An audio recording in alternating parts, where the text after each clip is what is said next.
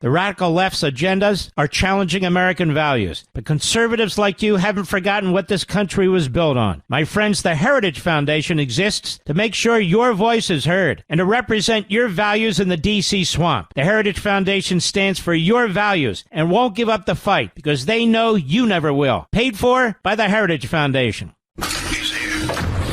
He's here. Now, broadcasting from the underground command post, deep in the bowels of a hidden bunker, somewhere under the brick and steel of a nondescript building, we've once again made contact with our leader, Mark Levin.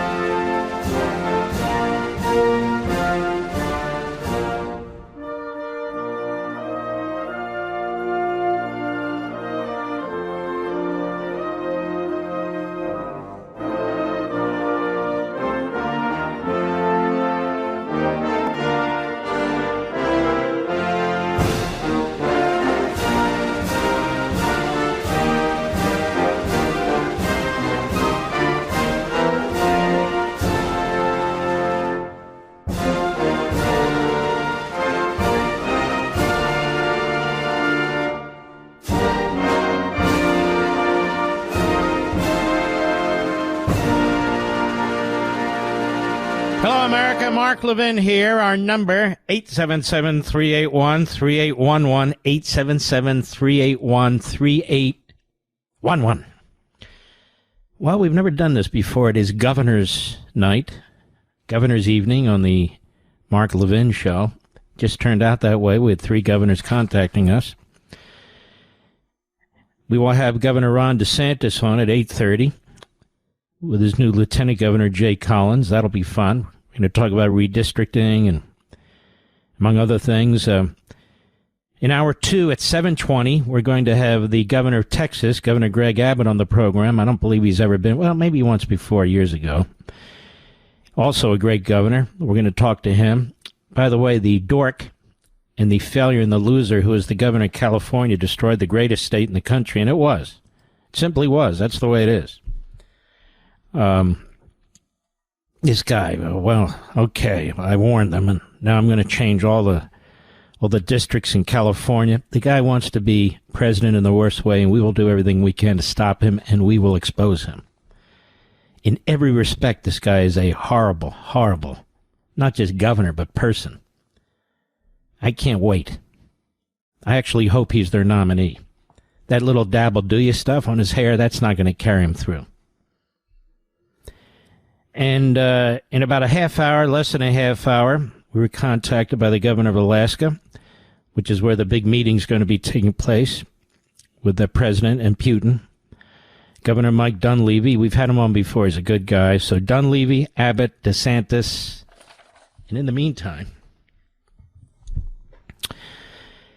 is there going to be an investigation of George and Alex Soros and all their foundations, some of their nonprofits and so forth? Because George Soros and Alex Soros are probably doing more to destroy this country than any other family in this country.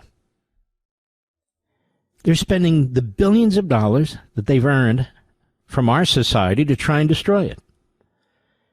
And this guy's been under the radar, despite us taking notice. He's been under the radar in terms of any of the scandals that have taken place. And he shouldn't be. And he shouldn't be. And he's been trying to buy up talk radio stations with Odyssey or whatever the hell they call it. But whatever it is. Now we have New York Post, Victor Neva, left-wing dark money mega donors, including George Soros, contribute $20 million to groups funding protests against Trump's D.C. crime crackdown. Several lefty dark money organizations, including George Soros's, contributed more than $20 million to groups funding protests against President Trump's crime crackdown in Washington. Free D.C. Now, you see, I read about this in On Power. You see how this works? They use the word free when what they really mean is keep the people behind closed doors at night. We support the criminals. We want felons to vote. Keep them in failing crime-ridden schools. We oppose school choice. But Free D.C., a fiscally sponsored special project of progressive nonprofits, Community Change and Community Change Action, brought 150 demonstrators near the White House Monday to protest Trump's plan to deploy National Guard troops in the district and federalize the city's police department. Now they're doing the same thing with the anti-Semites that march up and down the streets. You know, they'll never get lost, Mr. Producer. They just march up and down the streets. Have you noticed that? Or they march in a circle. Do not obey in advance and take up space are among Free DC's guiding principles. And the group urges supporters to go outside at 8 p.m. and bang pots and pans, sing, chant, make noise for 5 minutes every night of this occupation. We had to do the same thing to the Soroses. Alex and Daddy George. And, of course, Alex married, what's her name? What is her name? I don't even remember. Hillary Clinton's lapdog. Free D.C. has scheduled multiple events since Monday anti-Trump protest, including a cop watch training, quote-unquote, suggesting further protests are planned amid Trump's effort to make D.C. the safest, cleanest, most beautiful city anywhere in the world. Uma Abedin. Oh, she knows how to pick 'em, doesn't she? Huh? That's right. Weiner's ex-wife. Everybody knows Weiner. Everybody knows her. Remember, he took a photo of it and distributed it. He's not the only one, by the way. I'm thinking about mentioning it about another guy, but right now I'm going to keep my mouth shut, Mr. Producer. But it's getting close. It's getting close. Community Change and Community Change Action, the groups bankrolling Free DC's activism campaign, have been the beneficiaries of millions of dollars in donations from hedge fund tycoon George Soros, Open Society Foundation, and Tides Foundation. How does he get away with this? May I ask the Republicans on Capitol Hill, are you going to scrutinize this guy ever? They go after Trump's tax returns. They go after everything. They went after Elon Musk. What about this? Seriously, this guy's spending billions to destroy our country and destroy our allies, for that matter. And the dark money Arabella Advisors Network. Now, dark money means we don't know where their money's coming from. Why not? Why not? It's ironic. And you got, the billionaires, the billionaires. That jackass, Bernie Sanders, the Stalinist, and Mandami, the Ugandan, trust fund baby, Islamist, Marxist, Jew hater. Wow, look at this. She might get elected mayor. It's ironic that a protest to ostensibly Free D.C. was hosted by Community Change, a group funded by massive amounts of outside dark money to push a pro-crime agenda, said Caitlin Sutherland, executive director of the nonprofit watchdog Americans for Public Trust. And Caitlin is right. Now, this is why lowlives like Bernie Sanders won't come on this show. I would pin this guy's shoulders to the wall. He wouldn't know what the hell he's doing. This Dana Bash, this freak, fraud, and phony, I mean, he runs circles around her. He runs circles around all of them. And then he gives you this communist old man crap. Hey, don't tell me. Shut up, old man. Sit down. I'm talking to you. I'm educating you, you jerk. You supported every communist dictator on the globe. Then you backed off, but you always supported him. Didn't you? In 2023 alone, Community Change and Community Change Action received $4 million from Soros Open Society Foundation, $680 from Arabella, dark money, $145,000 from Tides Foundation, dark money. Americans for Public Trust found in publicly available financial disclosures. Now, this Arabella Advisors, these are real lowlives. A Washington-based consulting firm manages several funds that finance left-wing groups, a.k.a. Marxist Islamists, including 1630 Fund, Windward Fund, New Venture Fund, which have all given money to Community Change and Community Change Action since 2025. And what are they fighting for? Crime. Crime. Against the citizenry. Crime. Soros is involved in it. The other Soros is involved in it. This needs to be exposed. Similarly, Soros Open Society Foundations and Tides Foundation and Tides Advocacy, part of the Billionaires Tides Network, are far-left grant-making organizations. No investigations, nothing. Not a single subpoena. Between 2020 and 2023, Community Change and Community Change Action received $12.6 million from Open Society Foundation, $5.6 from Arabella Network. See, they all talk. $1.9 million from Tides Foundation. So there's $20 million in 3 years. To do what? To do what? To support criminals. Community Change received $1 million across 2021 and 2022 from Future Forward USA. Anyway, the names go on and on and on. You understand. Those of you who have the book, this is the chapter on language and thought control and all the rest of it. You want to double check that? But this is what we're dealing with. The New York Post reports it. The New York Times won't. CBS won't. NBC won't. ABC won't. MSLSD. They'll cover it up. Constipated News Network, they'll cover it up.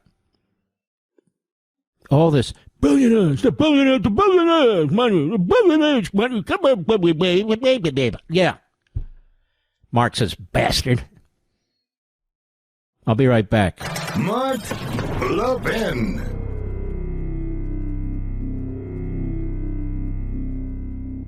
Folks, we're less than a year from the 250th birthday of our great nation. But sadly, far too many have forgotten what this country stands for. Why? Because they forgot or were never even taught how this country was founded, why it was founded, and who founded it. If we lose our heritage, we lose America. That's why the Heritage Foundation needs your help. They've created a resource not just to ensure that patriots like you don't forget about the American founding, but to equip Americans with the facts they've never learned in school. This resource, Why the American Founding Matters, explores the question of why it's so important to study the American founding and why the founding still matters today. Folks, don't wait. Get your free copy of this essay today at heritage.org/Levin, heritage.org/LEVIN. Now, included in this resource is a comprehensive timeline of the American founding from 1774 to 1800. You need to read it, folks, and so does everyone you know. So go to heritage.org/LEVIN now. That's heritage.org/LEVIN. Paid for by the Heritage Foundation.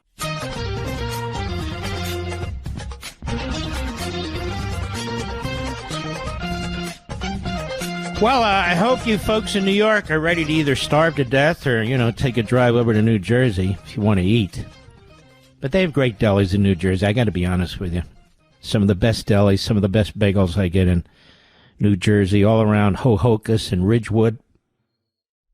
Where's that, Mark? You don't need to know. I know, that's good enough.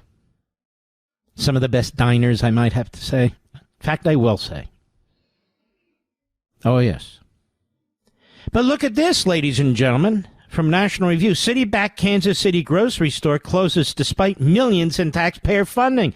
Get ready, New York! A city-run grocery store in Kansas City that was propped up by more than $18 million tax dollars has closed. Shelves are empty. Like Cuba, Venezuela, Nicaragua, Moscow. A city-run grocery store in Kansas City that was propped up by more than $18 million has closed.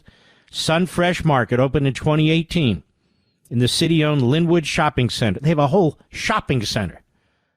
Whole shopping center that's owned by the government. Part of the Community Improvement District. Don't you love the words? Improvement. The shopping center received a multi-million-dollar renovation budget after a decade ago as part of the city's sprawling revitalization efforts on the east side. Again, in the 60s, early 70s, when the federal government was building low-income housing all over the place, remember the tenements all over the place? Rat-infested, drug-infested, crime and gang-infested.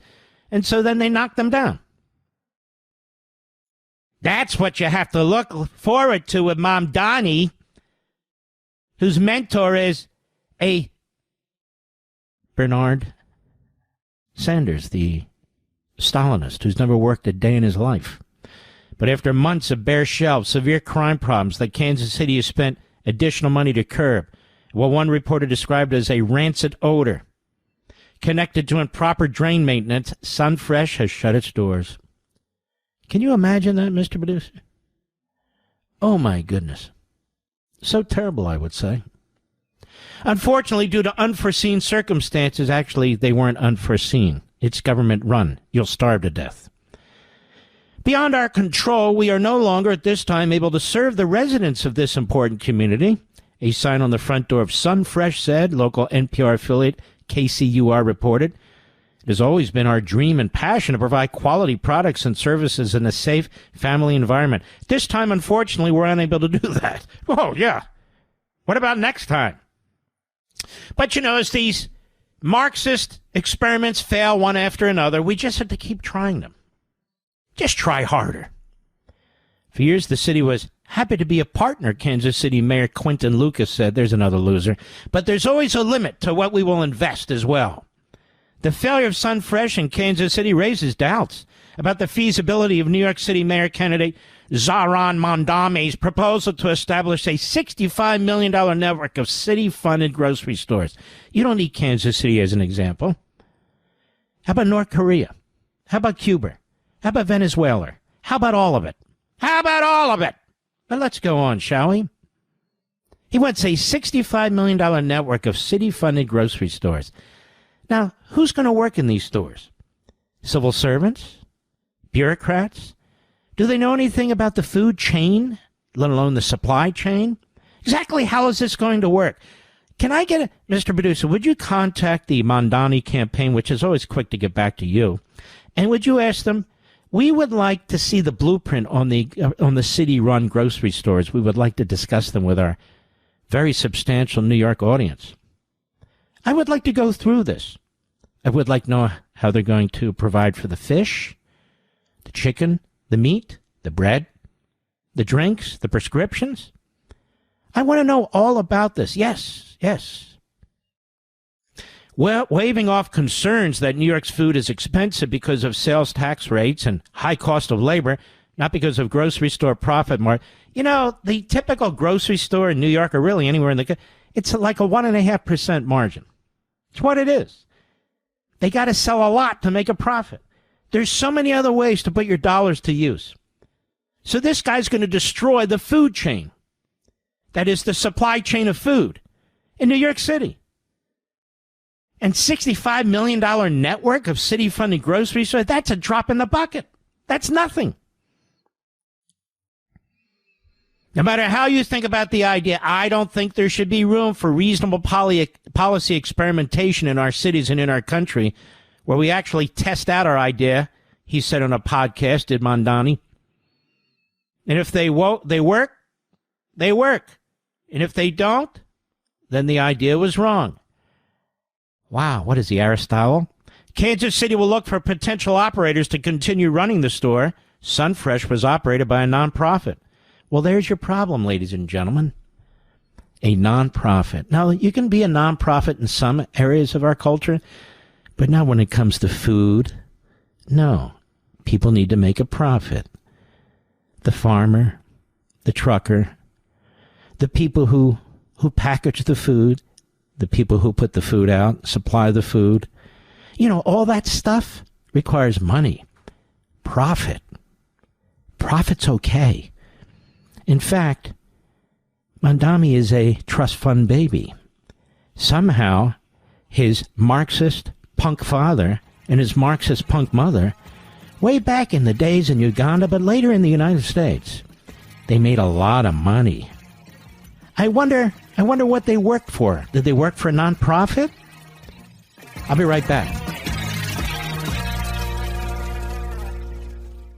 How many founding fathers can you name? I bet most Americans can't name more than 2 or 3. Folks, if we forget the founding, our country's heritage, we risk losing our America as we know it. The Heritage Foundation needs your help, ensuring that the American founding and those who made it possible aren't forgotten. Their new resource, Why the American Founding Matters, explores why the American founding still matters in the 21st century and why it's so important that we study it. Without the unique principles that form the basis of our founding documents, the challenges of self-government, and the dedication vindication of our founding fathers. America as we know it could never have existed. So go to heritage.org/Levin, heritage.org/Levin. Get your copy of this important new essay from the Heritage Foundation, which includes a comprehensive timeline of the American founding from 1774 to 1800. There's too much at stake to not take action today, so please get your free copy at heritage.org/Levin today. That's heritage.org/Levin.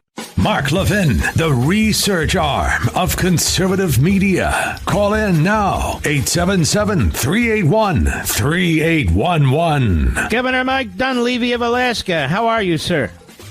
I'm doing well, Mark. How about you? I'm doing great. I understand you got some floods or something going on up there. Am I wrong?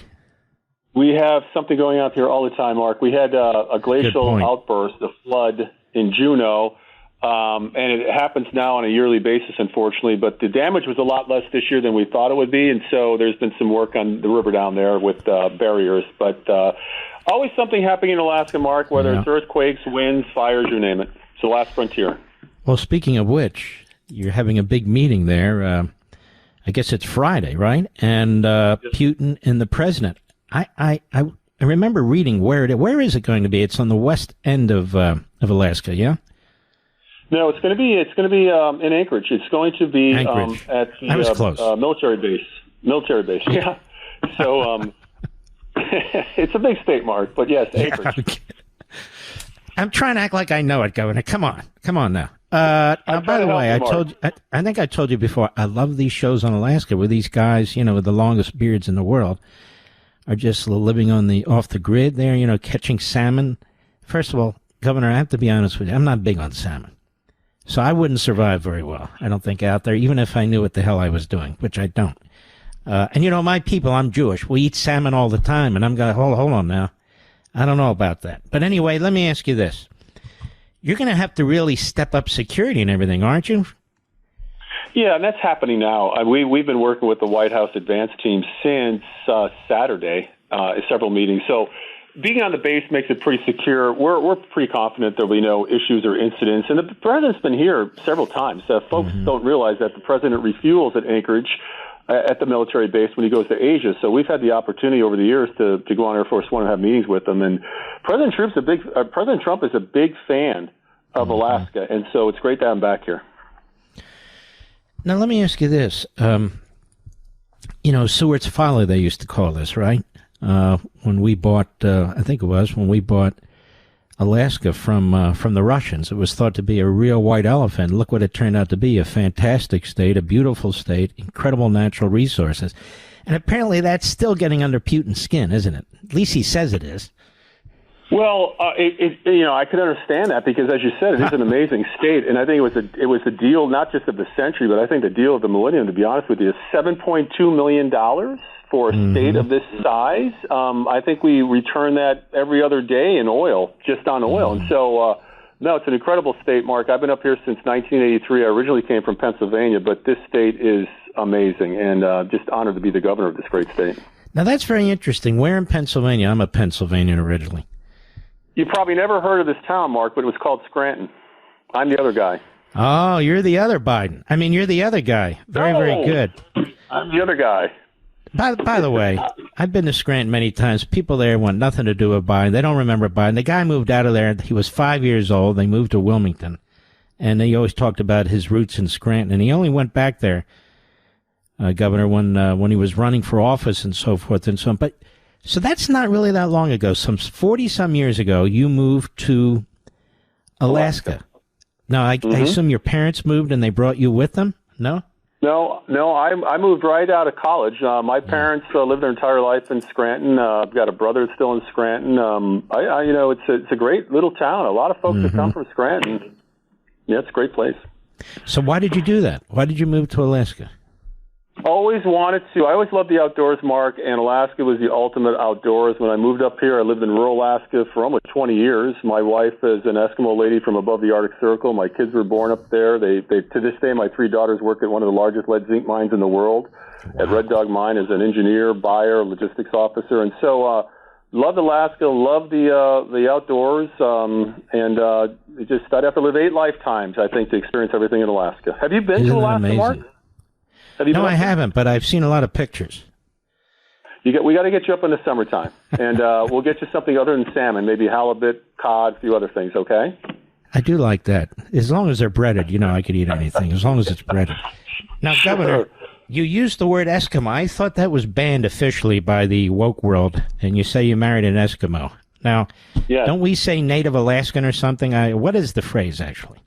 Well, we have three major groups of Native Alaskans, Eskimo Indian folks, and Aleuts, and it was President Obama that decided to ban the name Eskimo. And I asked my wife that question, and she said no one talked to her or her people. So she still refers to herself as Eskimo, and most of the relatives and friends that I know that are Eskimo refer themselves as Eskimo. And what the hell's wrong with it? It's a perfectly fine name.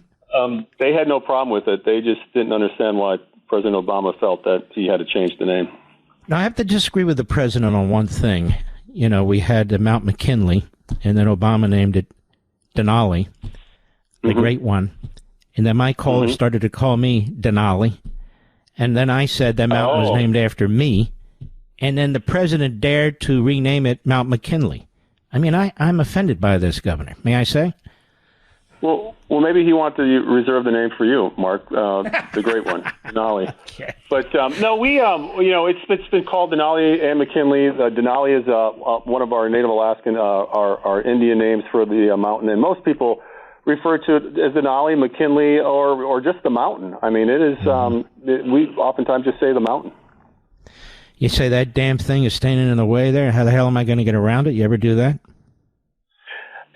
No, it's a beautiful mountain. You really need to get up here. You should come up here and do a show. I mean, we're on the verge of consummating one of the largest gas line projects in the world here, and we should know in about 2 months where that's going to go. And if it does, we should bring you up here and come up in the summertime, Mark. It's a little bit warmer than the winter, obviously, but we'd love to have you.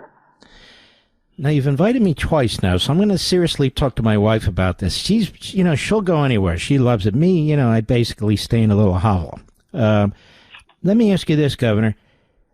Alaska is crucial when it comes to energy. So under the Biden regime and the Obama regime before that, they were choking you guys off as much as they could, right? And Trump has liberated the state, or is trying to liberate the state so you can tap into your resources. Do I have that about right? You are spot on.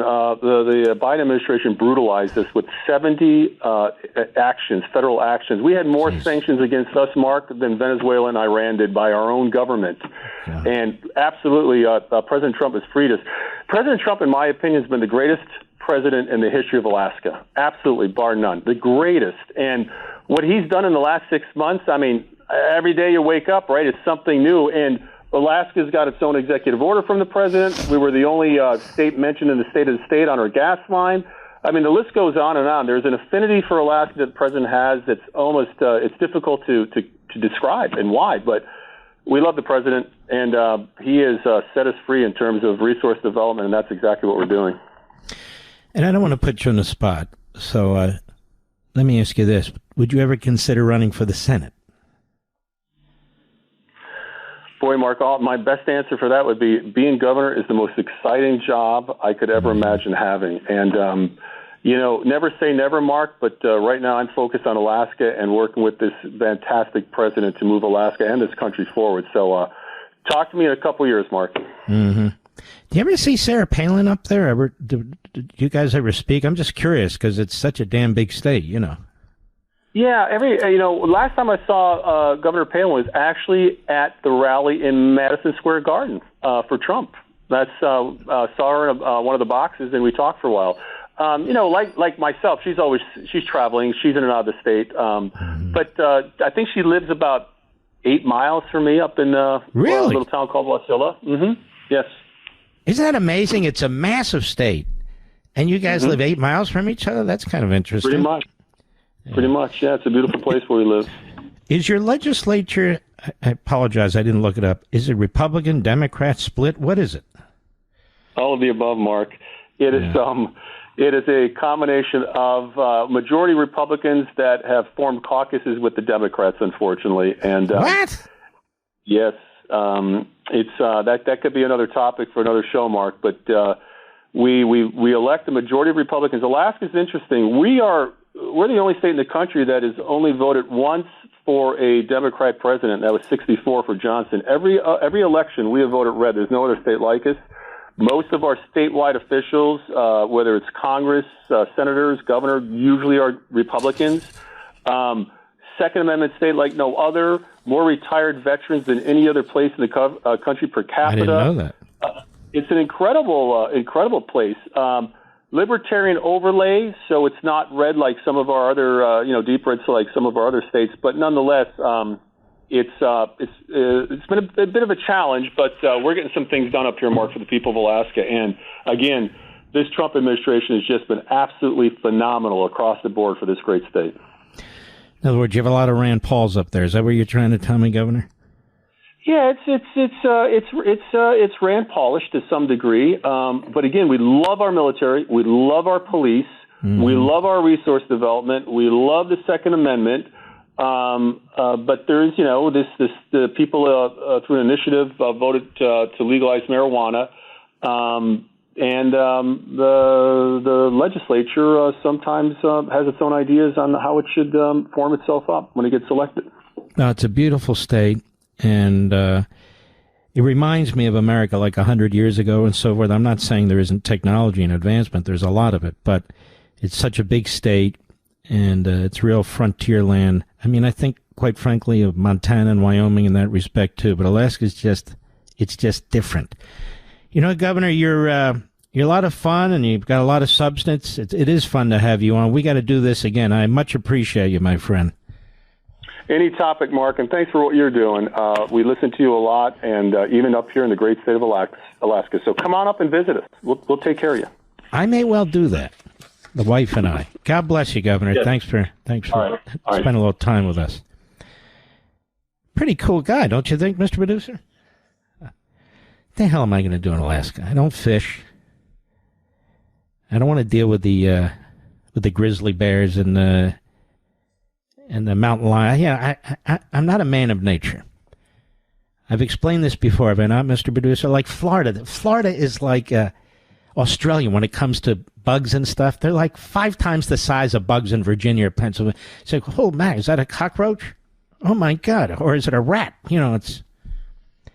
And once I saw a spider on the wall. That damn thing was 6 inches by 6 inches. And then when I went to hit it with my shoe, it was so fast, I never saw it again. I'm going... So for 3 nights, I couldn't sleep, Mr. Producer. Did I ever tell you that story? I told my handyman, who's a great guy, every now and then I need him to help. Shut the damn door when you're in this house. Don't leave it open. But the snakes are like 87 feet long, and, I'm going, whoa, whoa, whoa. And then you have these lizards that are very colorful, very pretty, until you learn they come from Central America, and their skin is filled with deadly poison.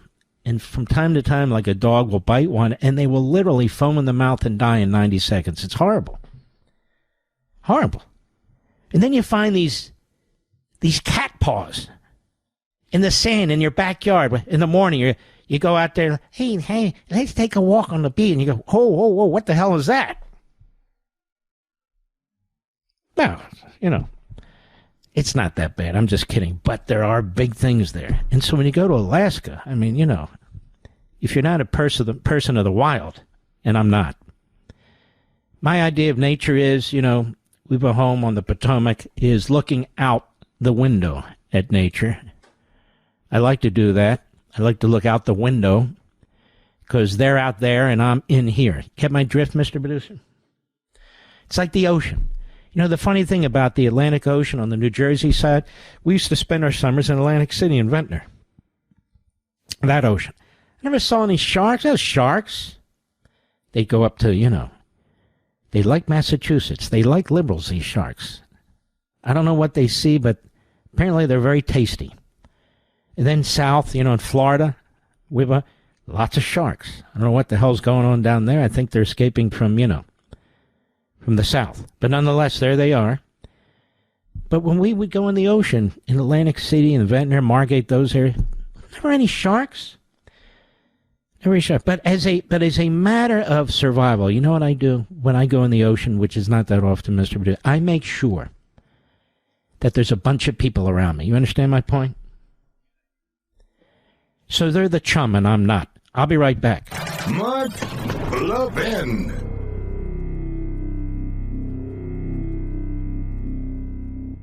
Folks, we're less than a year from the 250th birthday of our great nation. But sadly, far too many have forgotten what this country stands for. Why? Because they forgot or were never even taught how this country was founded, why it was founded, and who founded it. If we lose our heritage, we lose America. That's why the Heritage Foundation needs your help. They've created a resource not just to ensure that patriots like you don't forget about the American founding, but to equip Americans with the facts they've never learned in school. This resource, Why the American Founding Matters, explores the question of why it's so important to study the American founding and why the founding still matters today. Folks, don't wait. Get your free copy of this essay today at heritage.org/Levin, heritage.org/LEVIN. Now, included in this resource is a comprehensive timeline of the American founding from 1774 to 1800. You need to read it, folks, and so does everyone you know. So go to heritage.org/LEVIN now. That's heritage.org/LEVIN. Paid for by the Heritage Foundation.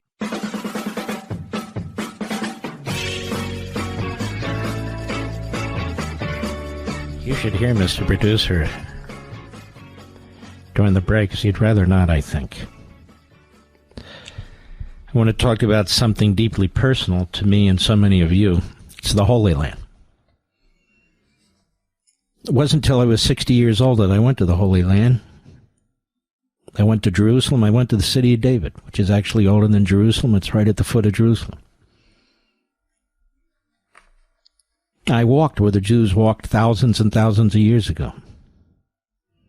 The second temple, which was built where the first temple was destroyed by the Babylonians, and the second temple destroyed by the Romans.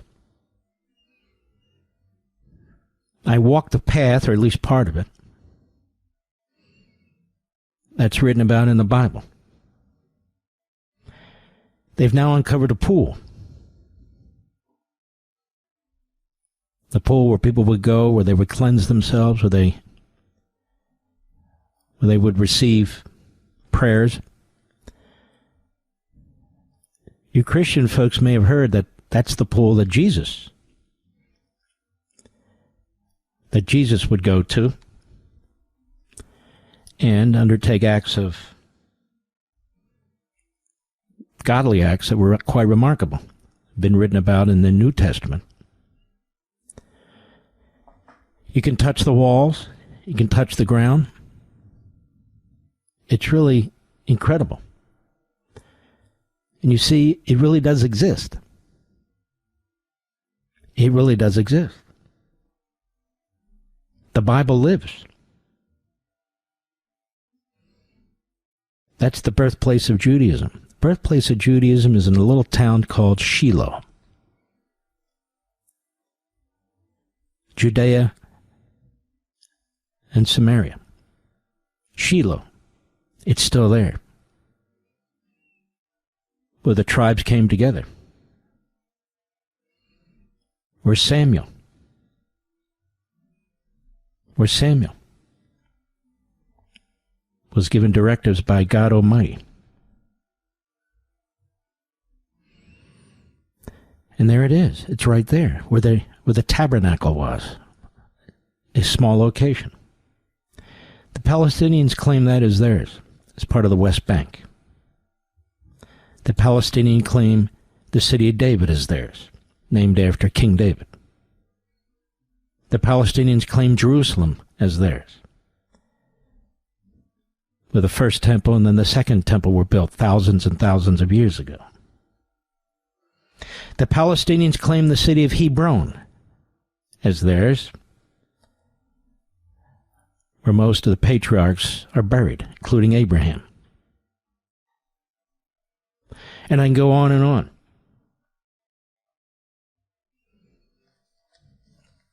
The world has turned on the Jews.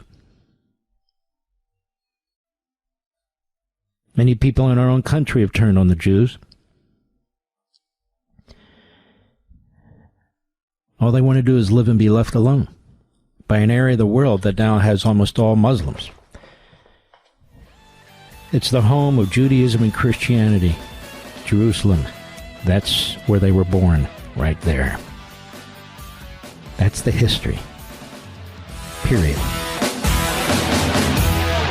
This segment of the podcast is exclusively sponsored by Pure Talk. Pure Talk offers great coverage and can save your family money on your wireless bill every single month. Go to puretalk.com to find the plan that's right for you. Thank you again for listening, and thank you so much for this sponsorship, Pure Talk. He's here. He's here. Now, broadcasting from the underground command post, deep in the bowels of a hidden bunker, somewhere under the brick and steel of a nondescript building, we've once again made contact with our leader, Mark Levin.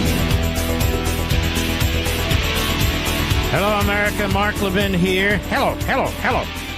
Our number, 877-381-3811. 877-381-3811. You know, one of my favorite sites is Front Page Magazine. And one of my favorite writers is this gentleman, Daniel Greenfield. Perhaps it's because I agree with him so often.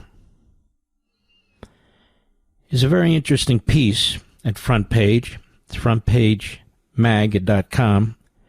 David Horowitz's site, the late great David Horowitz, and his Freedom Center. The only Democrat hope is to divide MAGA. Understand the pattern to avoid falling into it. I want to read this to you. It'll sound familiar, but I want to read it to you. The last election shattered the complacency of the ruling class for the first time in a long time. The men and women who believed that the future belonged to them no longer did. The culture war they began admitting in the post-election moratoriums had gone against them. They had not just lost an election, they had fallen away from the zeitgeist into their new own echo chamber, and no one wanted what they were selling. The Democrats and the larger movement around them has stumbled trying to make a comeback, but they have had a consistent strategy beyond the clumsy efforts to revive the Black Lives Matter riots as the ICE riots, or to file endless lawsuits that even liberal Supreme Court justices are growing tired of, and that is to fracture the successful coalition that President Trump built. Have your attention? Focus on this. Stay with me. Ever since Trump took office, the media, which acts as the ideological attack dog for the movement, has been trying to find wedge issues. Some have been conventional economic ones, meant to split away the emerging working class base, but others are ideological wedge issues targeting a dividing MAGA. First around foreign policy and then around Jeffrey Epstein. Now we're getting there. The issues themselves are less important than what they reveal about Democrat tactics. The left has closely analyzed the Trump coalition, found weak points, and is running information operations to exploit those weaknesses and, when successful, playing divide and conquer. It belatedly figured out that MAGA, unlike past Republican coalitions, was virtually invulnerable to external criticism, shaming, moral blackmail, because it was unconcerned with respectability. Certainly unconcerned, I would add, with what they think of us. Shaming Trump supporters no longer worked because MAGA didn't care. They didn't care what the media or anyone outside the movement thought, or at least that was supposed to be how it worked. But the Trump coalition was a big tent and was a mass of agendas, some contradictory, quarreling factions, personalities, who were more opposed to things than for them. Once Trump began governing, he would have to pick and choose, make decisions, and take sides. The question was how the movement would cope with these internal disagreements.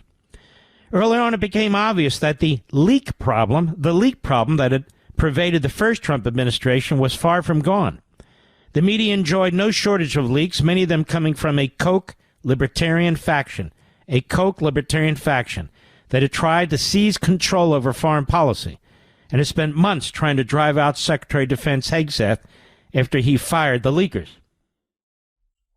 Beyond the anonymous leakers from inside and outside the administration, certain named personalities have taken to texting the media their criticisms of President Trump and his administration.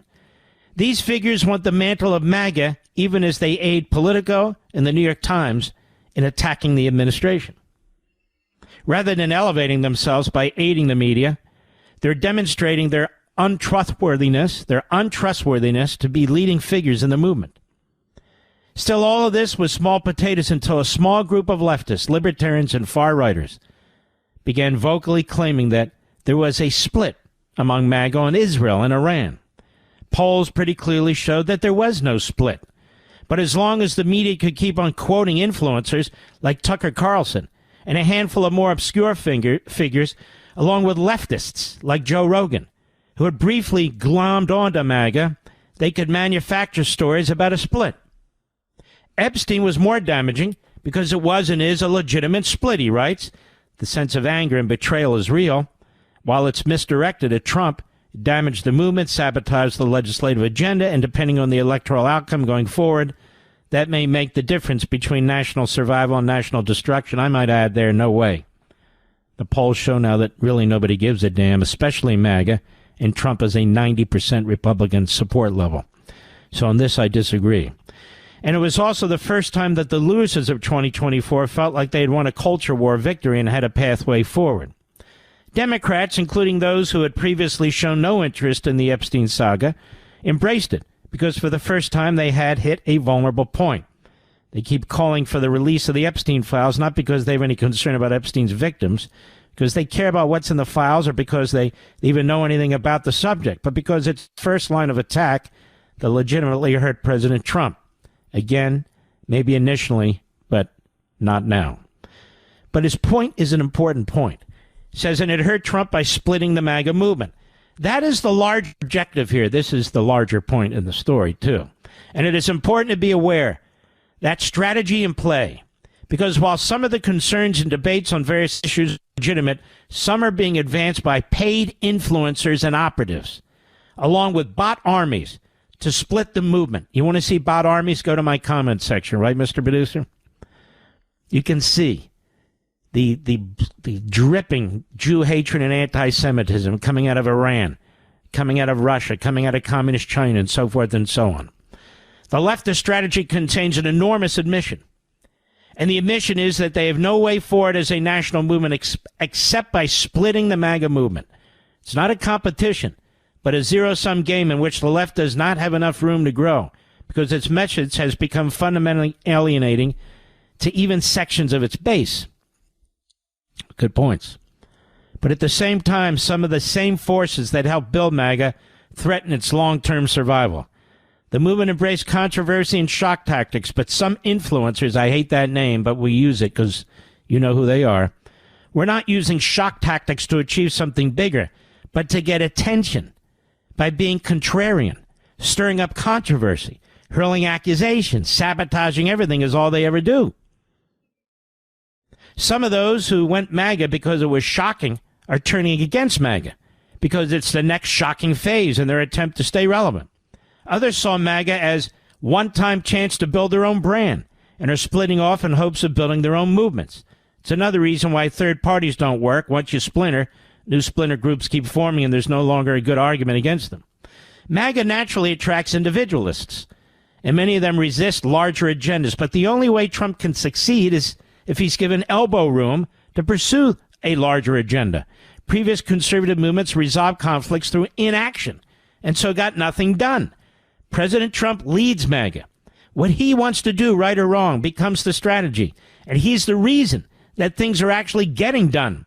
The House Republicans have already shown us how useless and leaderless of a movement of weak leaders can be, he writes. I happen to think Johnson's doing a hell of a job when he's got a 3-vote majority, but that's okay. We don't have to all agree with every aspect of this. It's the core of what he's saying that's so important. That doesn't mean that there isn't room for debate or lobbying for one approach or another. Those who believe President Trump is making the wrong decision on an issue should say so. But when leftists hop on their bandwagon, they should get off. They should never cooperate or coordinate with leftist media operations. That's no longer an argument. That's treason. I agree with 80% of what he says here, but I agree with 100% of his core point with respect to Rogan and Carlson, and I'm sure he would add Bannon and Owens, and maybe Piers Morgan. Megyn Kelly's getting more and more into this group. A handful of them, really a handful of them. Not all of them, but a handful of them. And they're giving aid and comfort to the radical elements in this country. And they are, look, I've explained to you, you can have different opinions and policies than the president. You can be respectful about it, legitimate differences and so forth. I have voiced them. I don't have many, but I have voiced them. But you have voiced them in a way that's intended to try and help and persuade, not sabotage, undermine, and cripple. Not threaten, I'm going to lead MAGA. I'm going to lead the Republican Party because they don't agree with me. You don't bring a bunch of neo-Nazis on. You don't platform Holocaust deniers. You don't promote phony historians that build up Hitler and trash Churchill. You don't talk about how the Jews in Israel and AIPAC are getting us into war and so forth and so on. Trump does not agree with any of that. He does not believe in any of that because he's the president and he knows it's a lie. He knows it's not true.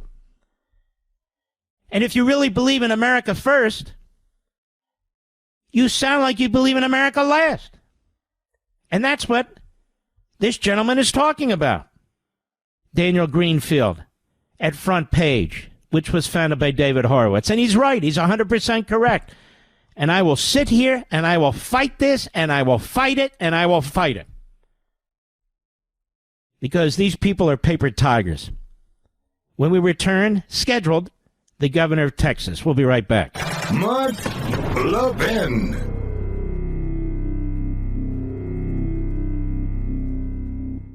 How many times have you told someone, if it ain't broke, don't fix it? Now, that's great advice for most things, but not so much for a cell phone. See, over time, the battery life fades, the processor can't keep up, and it's fallen in the toilet perhaps one too many times. Fortunately, thanks to Pure Talk, your cell phone is something you can replace without feeling guilty. When you switch to Pure Talk this month, they're going to give you a Samsung Galaxy A36 for free with a $35 qualifying plan. Wow, just $35 a month for talk, text, and data, and a free Samsung phone, the scratch-resistant Gorilla Glass, and a battery that lasts all day. All on America's most dependable 5G network. Look, supporting companies like Pure Talk is a really good thing. You win by cutting your cell phone bill in half. They win by hiring more Americans and helping more veterans. Make the switch in as little as 10 minutes. Go to puretalk.com/Levin. That's puretalk.com/LEVIN to get your free phone today. Again, that's puretalk.com/LEVIN. Switch to my wireless company, America's wireless company, Pure Talk. It's an honor to have Texas Governor Greg Abbott with us. Governor, how are you, sir? Doing great. How are you doing? I'm doing very well. So, Governor, tell us the state of play with the redistricting and the Democrats who basically left the state there. So I called a 30-day special session that has only less than a week left in it, and the Democrats have to show up there. What's required in Texas is a quorum in order for the legislature to act. And in Texas, it's a 2/3 membership of the House and Senate. In this case, there's 150 members in the Texas House, 88 of whom are Republican, 62 of whom are Democrat. And the Democrats did a very un-Texan thing. They ran away from a fight. You know, we've been known since the Battle of the Alamo as a place that you stand and fight. But the Democrats, they ran away. Because of that, we do not have a quorum. Because of that, we cannot take a vote. But know this. I'm going to be able to call special session after special session after special session until we get this passed. We are going to get this passed. What we hear taking place as we speak is a fracturing of the Democrats that have run away, some of whom want to come back and meet. I will not be surprised if that does occur here in the coming days. Now, are they being penalized while they're gone? Did I hear something about $500 a day or something like that? So, correct. I'll elaborate on that first. The penalties that House members suffer because of things like a quorum break, they are set pursuant to the Texas Constitution by House rules. And the House rules provide a $500 a day fine. There are other penalties that either are being imposed or being considered to be imposed by the Texas House leadership, some of which may be imposed while they're gone, some of which may be imposed when they return, including paying for all of the costs sustained by the state of Texas because of their quorum break. Mm-hmm. Now, what about this issue of bribery? Did I see you talking about that as well, that they could face bribery charges?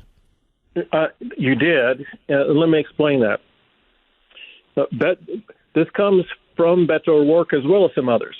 But I posted something on my social media about a quote by Beto O'Rourke, who suggested that he had all this money that he was going to provide to these Democrats if they broke a quorum, if they did not cast a vote.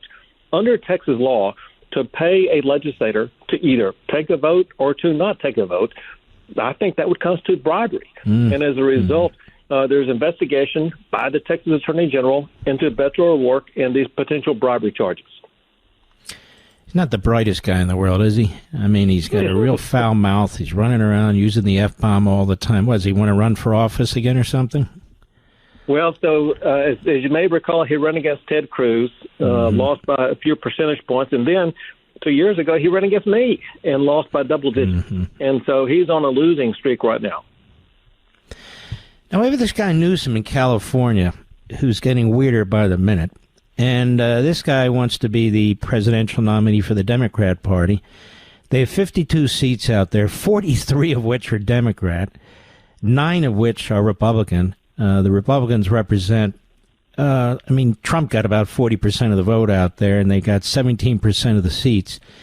And he has said, okay, Abbott, okay, Trump, I'm going to rejigger what seats we have left and punish the Republicans out here. Number one, do you think he can do that? And number two, does his kind of tough talk in California, does that really make a governor of Texas worried at all? Not worried at all. Let me make a couple of observations about the issues that you raised. For one, if you look at the Democrat governors who are talking about this, I think they're all potential candidates for the presidency. You got Gavin Newsom, you got the Illinois governor, you have the New York governor, and maybe some others who are thinking about running for president the next time out, and they're competing with each other to try to look the toughest on this. But none of them concern us here in Texas.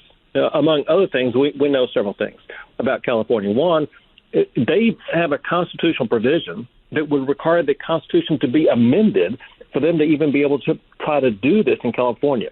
That's just not going to happen. For another, as you were pointing out, listen, California has already gerrymandered their state. This is one of the most exposed issues that surfaced as a result of Texas doing redistricting. And that is these blue states like California, Illinois, New York, Massachusetts, they have already gerrymandered their states. They don't have any or very many Republicans to lose. Whereas Texas, if we were to make Texas look like California, we may be taking 10 Democrat congressional seats away.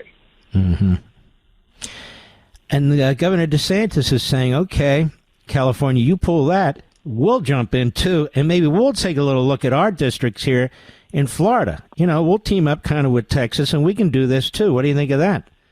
I think they should. So here's the deal, and that is because the Democrats and Democrat states have already been gerrymandered, again, if Republicans make Republican states look like Democrat states, we'll be able to pick up 10, 20, maybe more than 20 seats in the United States Congress. It should be Texas and Florida and other red states doing the exact same thing.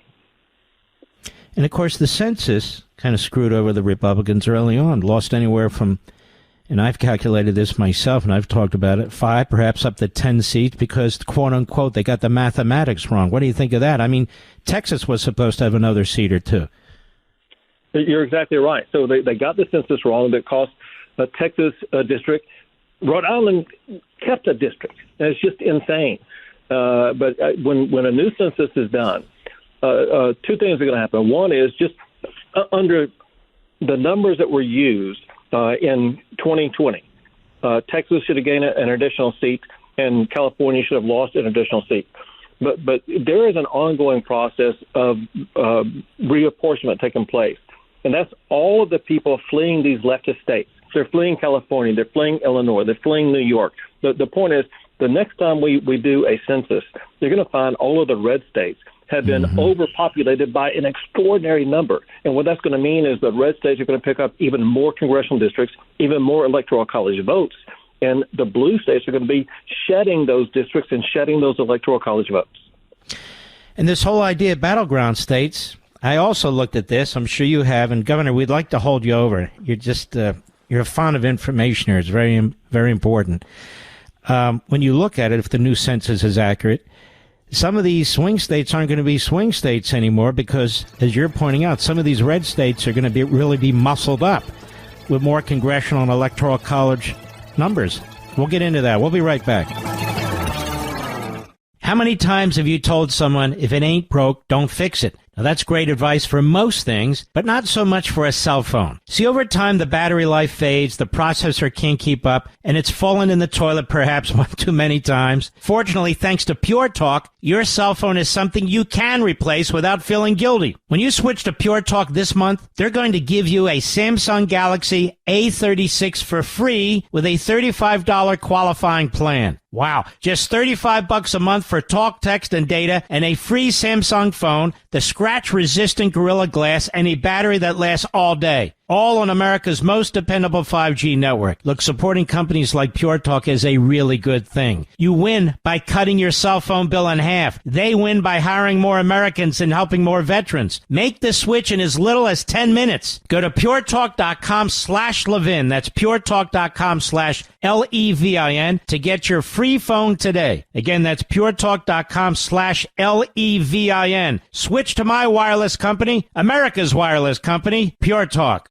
This is the show the New York Times is afraid of. Mark Levin. Call him now at 877-381-3811. First of all, we're here with Governor Abbott. You know, Governor, it's an honor to be in every major city in your state of Texas. We really do appreciate the people of Texas, the listeners to this program. And you mentioned something that's very important. Number one, this last census was a real disaster. It really leaned for the Democrats. But number two, the next census, if it's done accurately, the Republicans are going to really be able to muscle up. And we're not going to have as many swing states, so-called, and the Democrats are going to have to rely on them more than the Republicans. Do I have that about right? Well, you're exactly right. And so it's going to be a dramatic loss. Just putting aside the redistricting fights that are taking place as we speak. If you just look at what the next census is going to show, because of all the people fleeing the blue states and moving to red states, you're going to see a tidal wave in favor of Republicans in national elections, in the United States Congress, for the presidency. The Electoral College vote count is going to go up dramatically for Republicans, and so it's going to be a reshaping of the United States. And the authors of that reshaping, Mark, are these leftist Democrat governors like Gavin Newsom. Mm-hmm. Yeah, because they're killing their states. People just don't want to deal with it anymore, and they go to free states like Texas and so forth. And that's what they're doing. People are moving with their feet. And the point is now they need to be counted correctly. And I'm watching this guy Newsom, Governor Abbott, and he is a completely failed governor. The finances of California are a disaster. The taxes are through the roof. The price for fuel and food, another disaster. They've taken what many would argue was once, if not the greatest, one of the greatest states in the union, and have utterly destroyed it, no? You know, remember, it was the Golden State back when Ronald Reagan, and now they've lost all that. And, you know, you mentioned some of the reasons why California gets criticized. I'll tell you actually the two most that I hear from the people who moved to Texas from California. One is the regulatory environment. It's even worse than the taxes out there because it just costs so much and takes so long to be able to do anything, like trying to rebuild from the catastrophic fires out there. The other is the crime. The crime is rampant everywhere. You cannot escape the crime. It's kind of like what's going on in Washington, D.C. right now. And so people, you cannot run a business. You cannot go to school. You cannot live in your home if you're constantly threatened by crime like people are in California. You know, you've been and are an exceptional governor. When it's come to illegal immigration, you were there on the front line trying to protect your state and the country. And Donald Trump came in and he stands right with you and is fighting it and so forth. It must have been hell, the 4 years of Biden and what you had to do and the challenges and what they were doing in terms of violating immigration law. How was that 4-year period? Well, it was an enormous challenge, and I got to tell you, part of the problem was dealing with the massive, record-breaking inflow of illegal immigrants. The other part was the fact that we were fighting against our own federal government, and that's what made it such an enormous challenge, was having to fight against our own government. But now that we have Donald Trump in office, Mark, today I was talking with the head of the United States Border Patrol. and we were reminiscing about the way things were just a year ago versus the way they are today, where no one is allowed across the border, period. And we were talking more, you remember those big orange buoys that I put into the river? Yeah. Well, the Border Patrol is working on deploying those buoys in a much larger scale than what we already put into the river. So what we're seeing Border Patrol do is take up the strategies that Texas put in place, such as building the border wall, putting more people on the ground, putting buoys in the water, things like that. And because of the One Big Beautiful Bill, they have the money and resources to build out the best, strongest border security program ever in the history of America. You know, Governor, I want to circle back on these Democrats leaving the state as I sit here and think about it. I think the principle is very, very important so the audience understands. You can't have a minority in a legislature just kill a quorum every time they disagree with the majority, or you would never literally get anything done. And it really denies the voters the franchise. They voted for a majority Republicans, and the Republicans rule until the Democrats can figure out how to win a majority. Isn't that right? It sets a horrendous precedent. Well, you're right, and that's exactly why I filed a lawsuit in the Texas Supreme Court seeking, it's called a quo warranto. You know what that is, but probably most of the audience doesn't know what it means. We're trying to remove the leader of the Democrats from Mr. Wu. Yeah, for abdicating his job. In the Texas Constitution, it mandates, it requires that they shall vote on bills before them. And they're not acting on it. In fact, they have run from office. And because of their abdication of their responsibility, I'm seeking the removal of the leader of this cabal and restore the obligation. They show up for work. Think about this, Mark. The people listening to this show, they got to show up to work. If they don't show up to work, they say, I don't like it here, I'm going to go to Chicago, they'll be fired. That's what's going to happen to these runaway Democrats. They should be fired because they refuse to do the job the people elected them to do. You know, I don't want to hold you too much longer. I know you have a lot to do, but this guy Pritzker in Illinois, I mean, quite a nerve, don't you think? I mean, his redistricting or gerrymandering looks like, a bowl of linguine. He's got all kinds of things going on there and so forth, and then he dares to go on TV and everything. It's another one positioning to be president. None of these guys are really qualified, are they, just by what they're doing right now? Well, Pritzker's a piece of work, but I got to say, worse than that is the fact that Texas Democrats went to Illinois. Yeah. Illinois is the example of gerrymandering. It's kind of like deciding you're going to protest beer by going to Milwaukee. It just makes no sense whatsoever. I guess they could have gone to Maryland, which has one Republican, or Massachusetts, which has none. But it is kind of ridiculous. Governor, you're doing a great job. You're welcome anytime. We'll try and get you on TV one of these days, okay? I look forward to it. God bless you, my friend. Take care of yourself. That's a real governor, Mr. Producer, isn't it? He really has been duking it out down there. He's really been doing a great job. He doesn't give a damn what Newsom threats. Newsom said, we're going to make big changes here in California. And he says, the governor of Texas apparently knows the Constitution better than Newsom. Says, well, you have to change your Constitution. You have to have a vote of the people.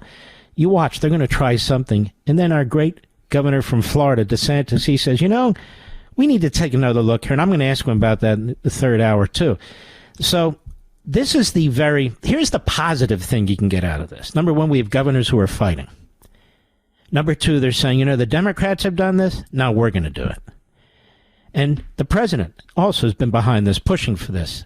I think he's the moving element here. And then number three, the next census is going to help the Republicans. Not by cheating, not by mathematical errors, but because the people have moved out of blue states and into red states. And so the red states will have more electoral college votes and more districts. This is why the Democrats have been flooding the country with illegal aliens, because they're trying to counter this. They're trying to counter you, me, we, the American citizen, with illegal aliens. They're trying to counter mobility, the people moving from New York and Illinois and Rhode Island and California and these dark blue states, which have hideous politicians, which are dangerous. They're trying to counter the movement of American citizens with the importation of illegal aliens. That's what they're doing. And they don't care if they destroy the country. This is why they're fighting what? Deportation. They don't want these people deported before the next census. They need the illegal aliens to counter you and me, Mr. and Mrs. America. That's how devious this is. Now, I was onto this 15 years ago, writing about it, talking about it. I was called, I think it was by National Review. No, it was the Wall Street Journal. A restrictionist. I said, you're damn right I'm a restrictionist. The border and our immigration laws are about restricting entry to certain people who meet certain legal requirements. Yes, I'm a restrictionist. And that was the same Wall Street Journal editorial page that proposed an amendment to the Constitution by the late, and he was great, Bob Bartlett. We shall have open borders. Say what? That was their position. And you see what a disaster it is. It wasn't just them, it was others too. And I'm going to protect the others. Some of them were conservatives, some of them were my friends. Some of them trashed the great governor of California, Pete Wilson, when he was one of the earliest voices out there saying, no, we have to secure our border. He saw it. He knew what was happening. And then we had some Washington think tank guys, so-called conservatives, who were attacking him as being opposed to immigration. He said, no, legal immigration. You can't do this. The people of California rose up, and they passed a provision to limit illegal immigration. Then you had a federal judge, a left-wing radical, who basically turned it upside down and inside out. And I could go on and on and on. This has been a movement that's been in place against the American people for a very, very long time, and focused quite heavily on California. California's the big, enchilada, as they say. Next hour, the governor of Florida. We've had two great governors already, haven't we? Dunleavy of Alaska and Abbott of Texas. Next, man I call America's governor, Ron DeSantis. We'll be right back. Mark Levin.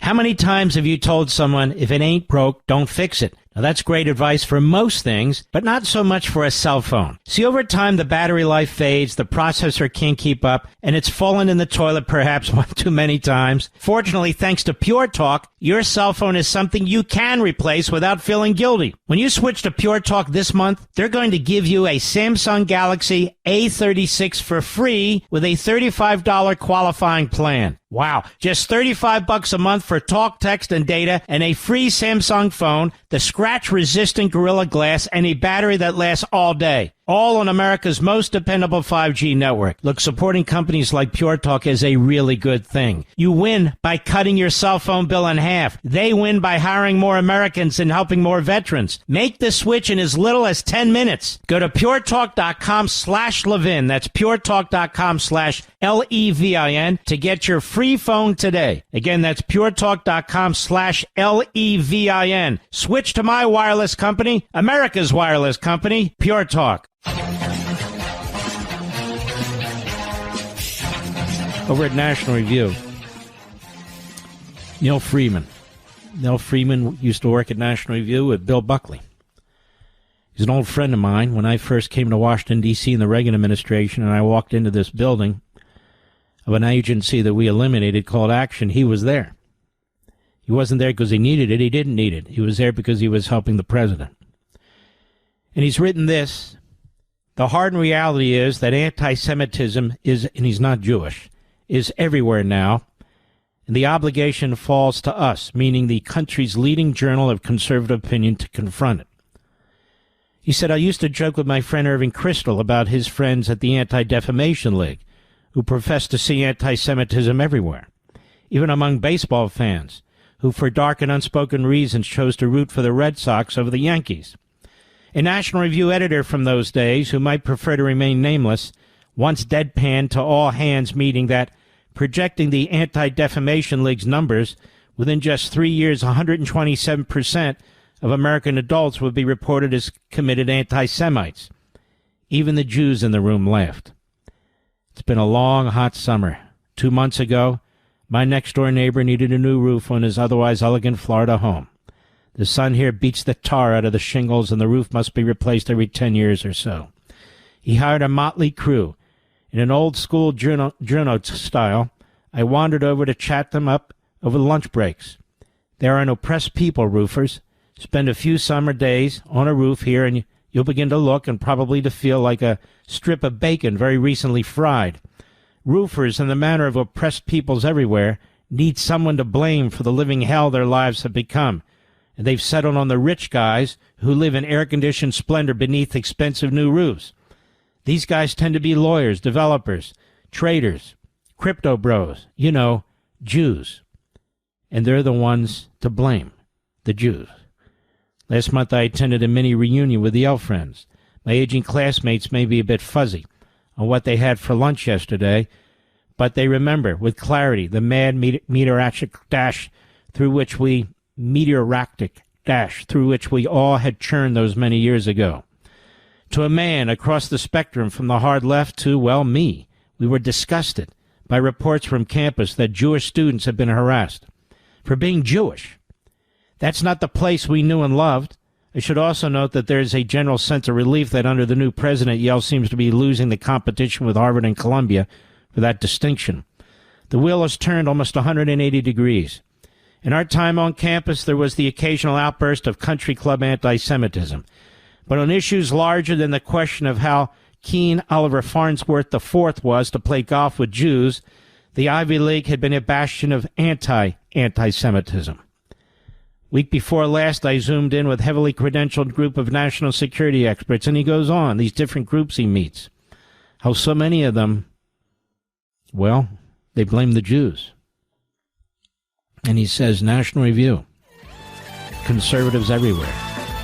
We need to speak out. We need to fight this. And Neil Friedman was one of the architects, founders, really, of National Review with Bill Buckley. I'll be right back.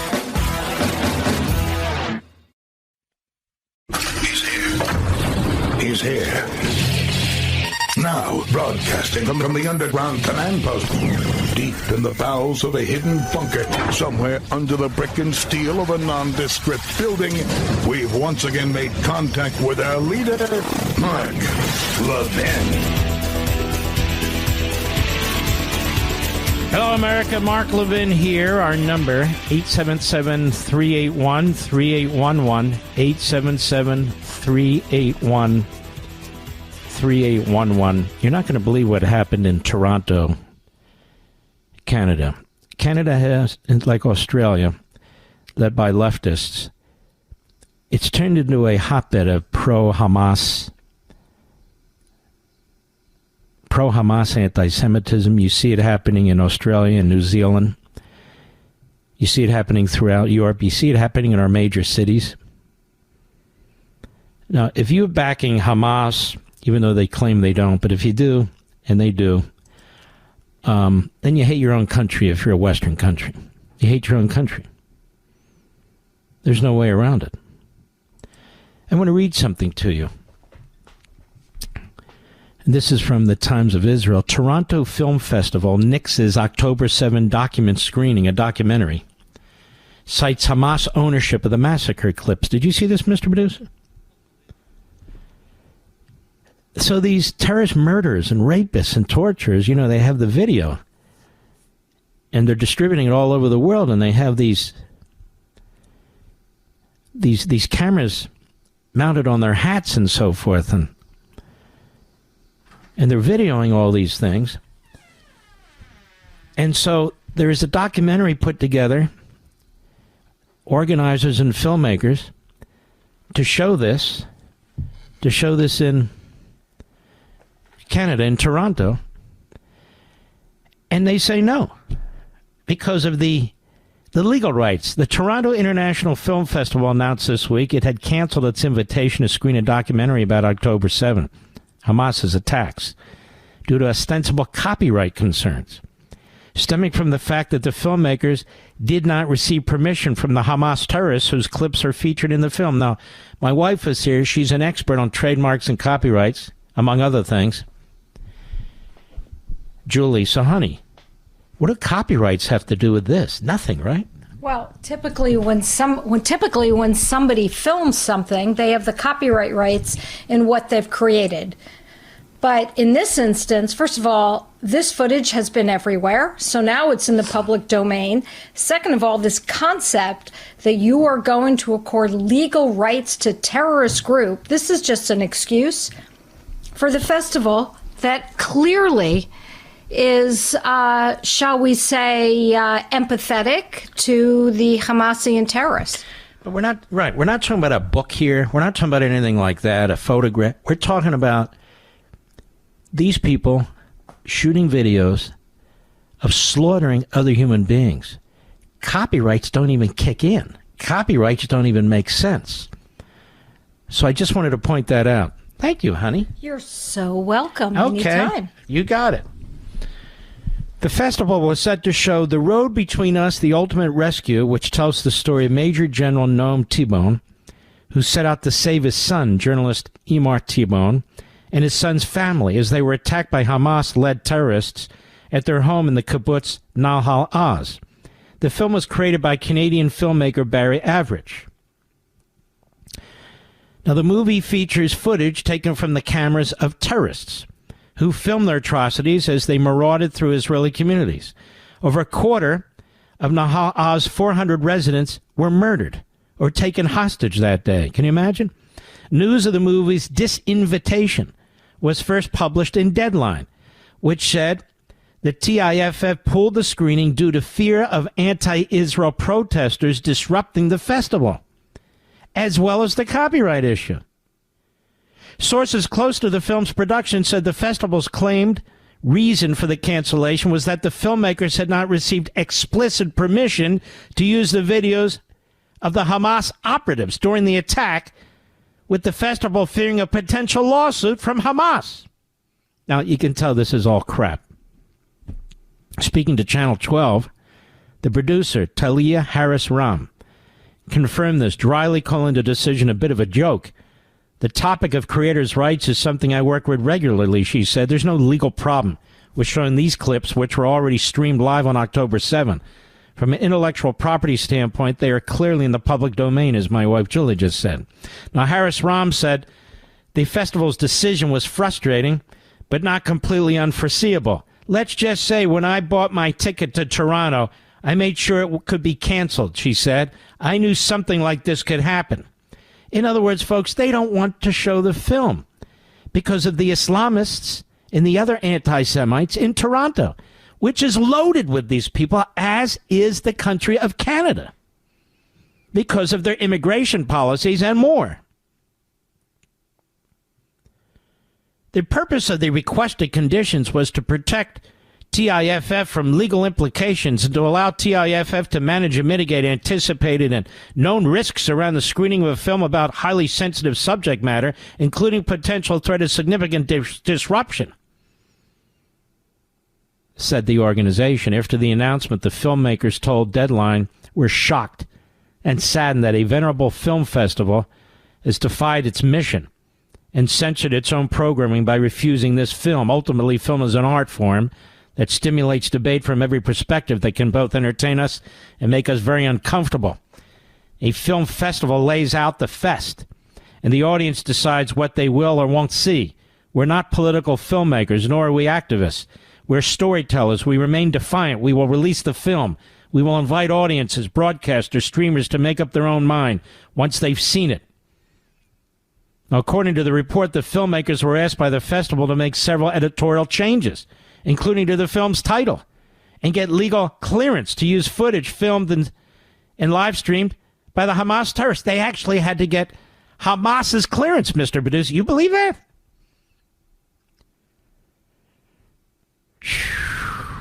Have you heard this on any other media platform? Have you heard this from any other conservative talk show? No. Because this is all getting oh so routine. The anti-Semitism, the violations of free speech and freedom of association.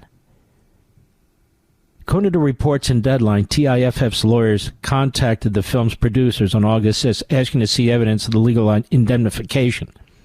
Indemnification from Hamas. What were they going to do? Sue? The Canadian Center for Israel and Jewish Affairs also slammed the festival's decision.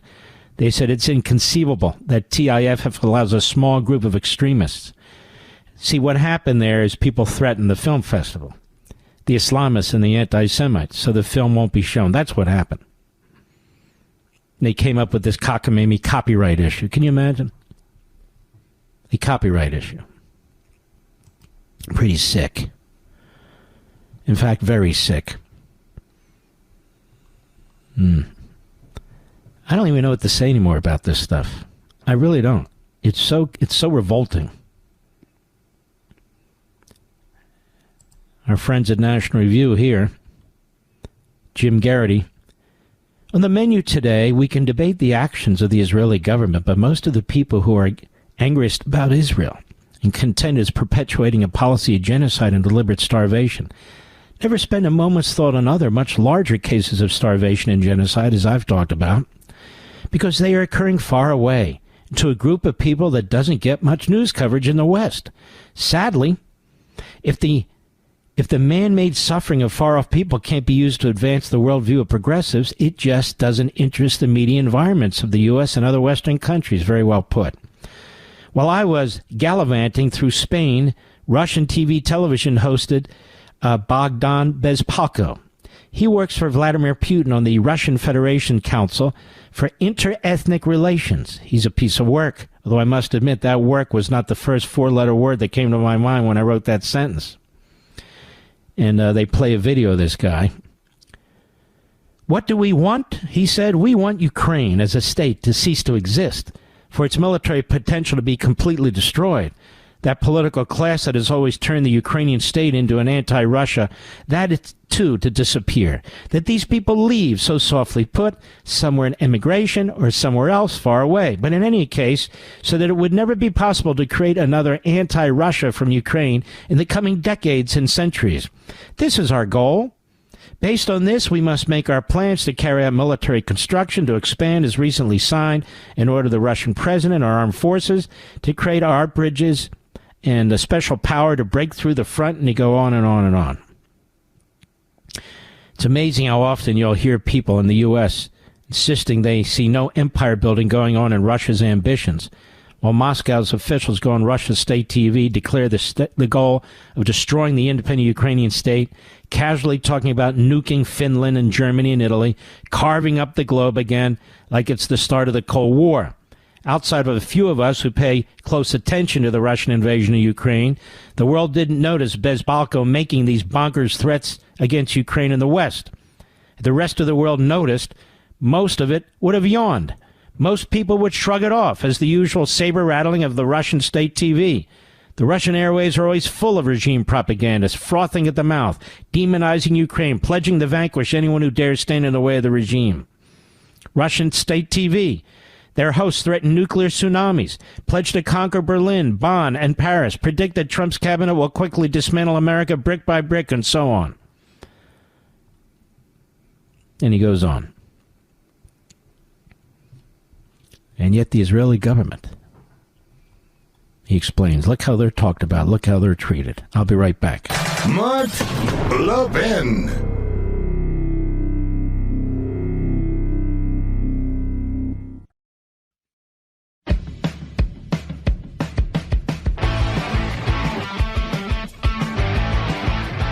Don't forget, Governor DeSantis will be with us in a few minutes with his new lieutenant governor. I'm really hoping more of you grab a copy of On Power. Look, it was already number one on the New York Times bestseller list, so that's not the point. There's just a tremendous amount of history, and not idle history, what I call idle history, history that's relevant to today. And in fact, I tie it all together. You're going to learn some amazing things about Hamilton, Jefferson, Madison. You're going to learn more amazing things as well about Woodrow Wilson, Franklin Roosevelt, even Aristotle. You're going to learn a lot about Montesquieu, these people that had an enormous impact on our country, but are forgotten. And why it all matters. Who we are, why we believe as we believe. I get the question all the time that starts with the word why. Why do they think this way? Why do they conduct themselves this way? Why do they believe this way? This book will answer it for you. This book on power will answer this for you. So I'm very hopeful that the more people who I can persuade to read this book and get it in their hands and share it with their family and friends and encourage them to do the same thing, well, the more we'll be able to push back, because we're going to need to push back. President Trump won't be with us forever, and we are going to have to do this. We have no choice. You see what's happening. You see what's happening in New York, in L.A., in Minneapolis, Chicago, Philadelphia.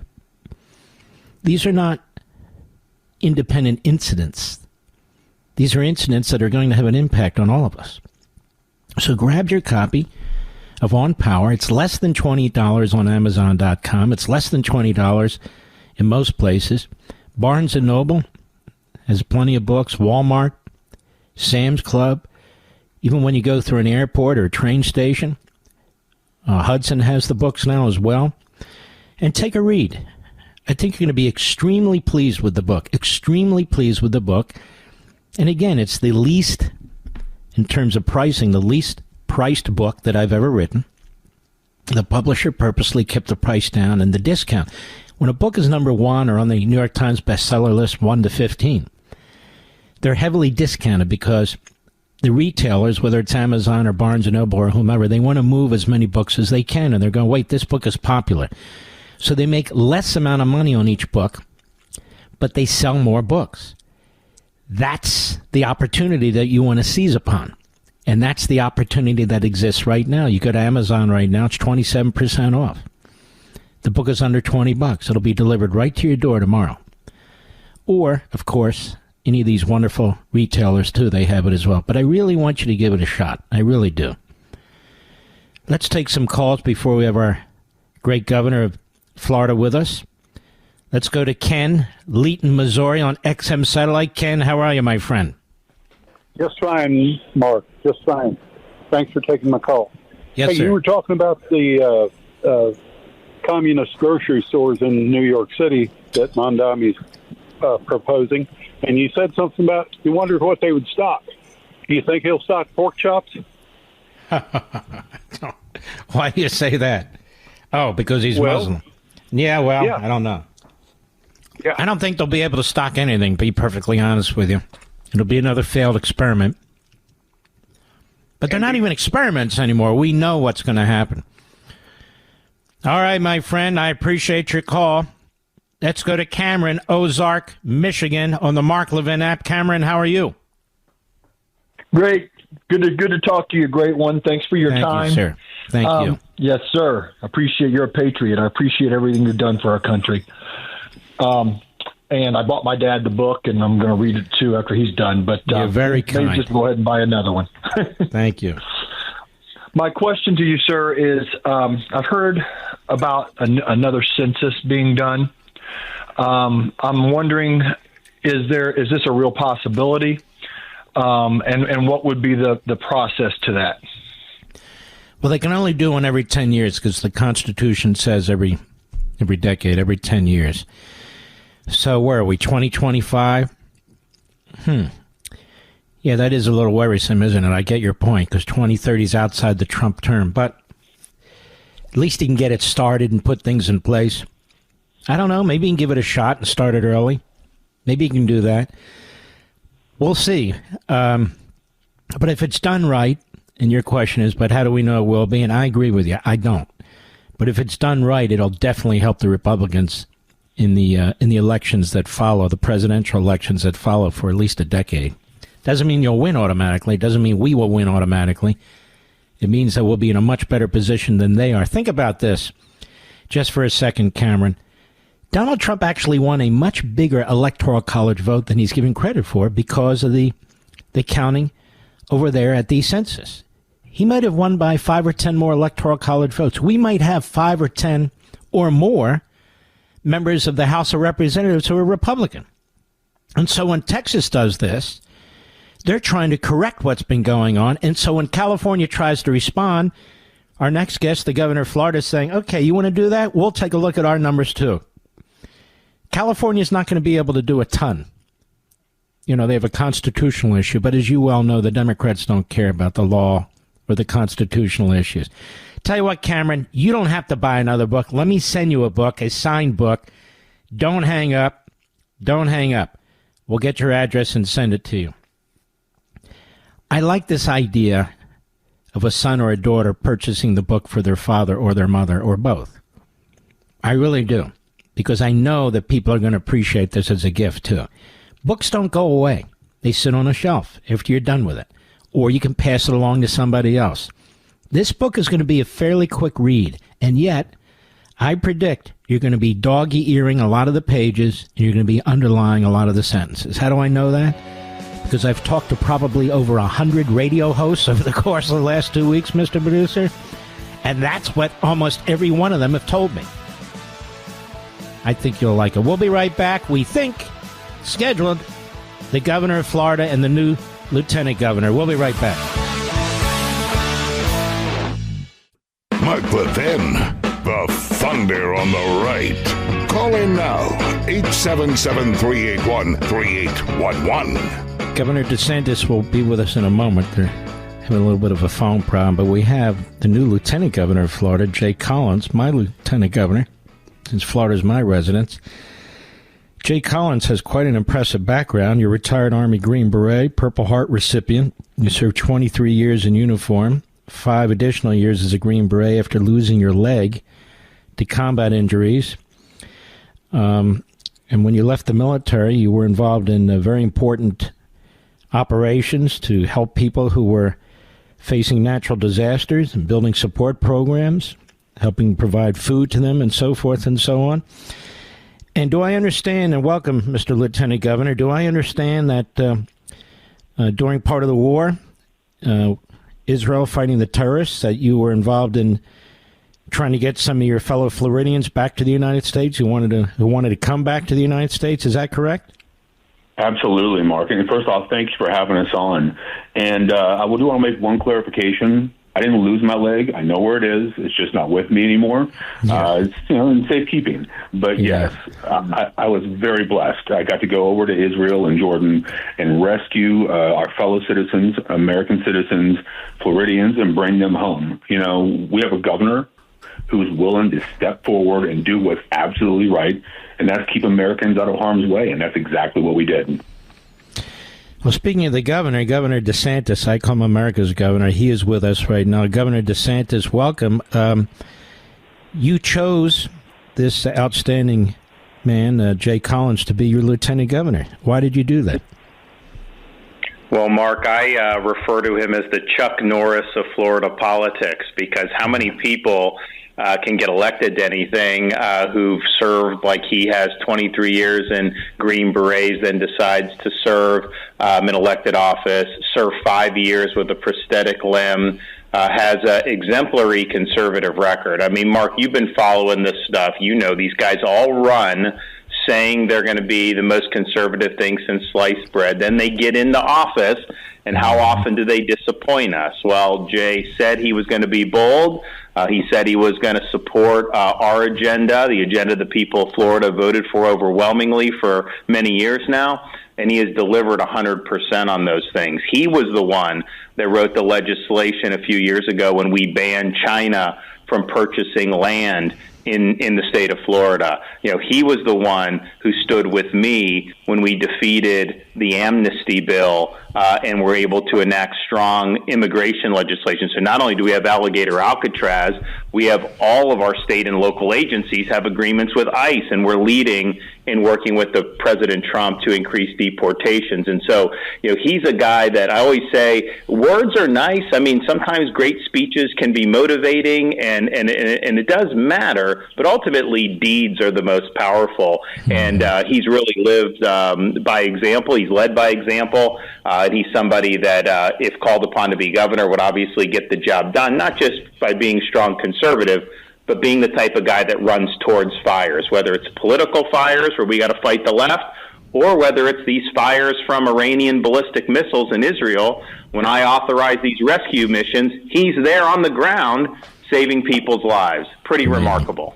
It is pretty remarkable. It's amazing. So now you were having issues with this guy. I think it was Perez, the Speaker of the House. Maybe you still are. He's kind of a rhino. And did you guys work together to try and overcome his obstruction and so forth? Oh, yeah. In fact, at the beginning of the year, and you had me on, we were discussing this, I called a special session on immigration. We knew President Trump was about to take office. We knew illegal immigration, the deportations, the border, was maybe the top issue in the election.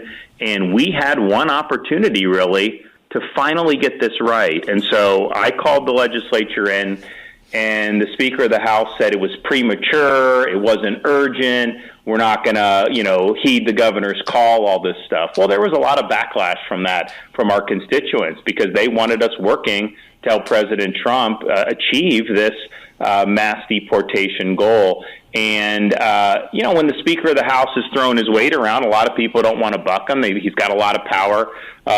Then Senator Jay Collins, was one of the few who stood resolutely with the people that elected us and with me, saying, you know what, this is urgent. We need to get this done now.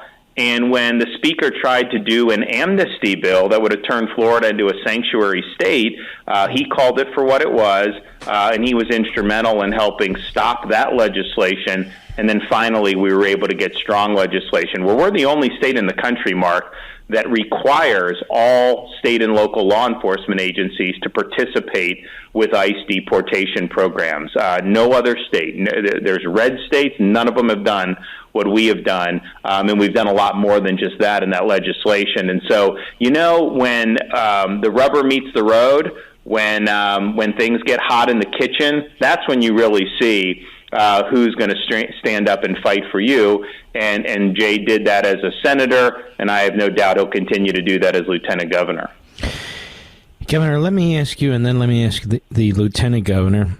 This guy, Newsom, is threatening now to change more seats in California. It's already a disgrace what he's done over there. He's got 43 Democrat seats and 9 Republican seats.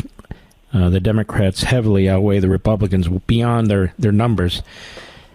And the Texas governor, as you know, Abbott, he said, look, we got to fix what's going on in our state. It's really, it's not correct. We also know, and you're the one who drew my attention to this months ago, that the census was wrong and cost us several seats, Republicans. Now, if Newsom is going to play games, and they don't have a lot of room, and he's got a constitutional problem, but who knows what the hell he's capable of. You debated him and you creamed him. The question is Florida in a position to do something if necessary?